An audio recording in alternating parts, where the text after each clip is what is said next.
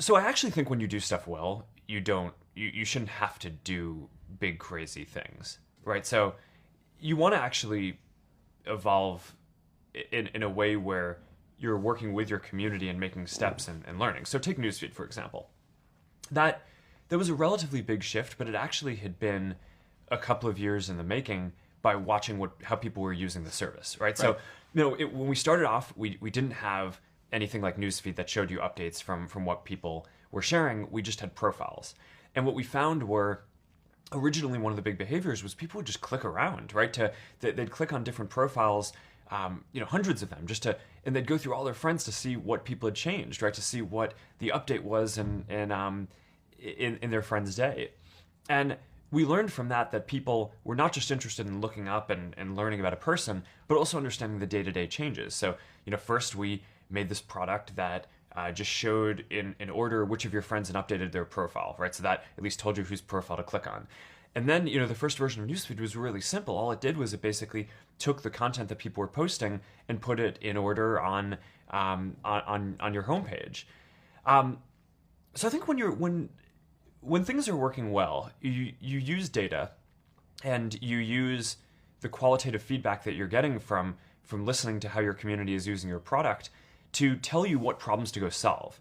And then you basically use intuition to figure out what the solutions to those problems might be. And then you test those hypotheses by rolling them out and getting more data and feedback on that. And then that gives you a sense of where to go.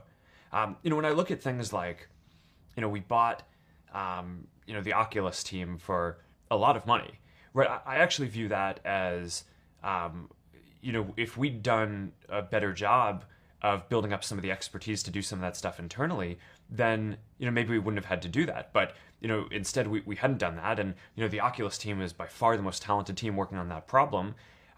So it just made sense to go make this big move. But I actually kind of think as CEO, it's your job to not get into a position where you need to be doing these crazy things, right? And, Yes. Of course it's inevitable, over the period of doing stuff, you can't be ahead of everything. So it's better to make big moves and be willing to do that than, have pride and not do that and never admit that you could have done something better in the past. But I think when stuff is working well, you're learning incrementally and growing that way. Speaking of growing, one thing I heard you say years ago is that one of the best things Facebook had done was invent the idea of a growth group. And so this is something now that I've heard a lot of founders ask about. Could you tell us, is that still something you recommend people running companies put in place, and how Facebook's worked in the early days? So making it so we could grow faster was, I think, the most important product feature that we ended up building for Facebook.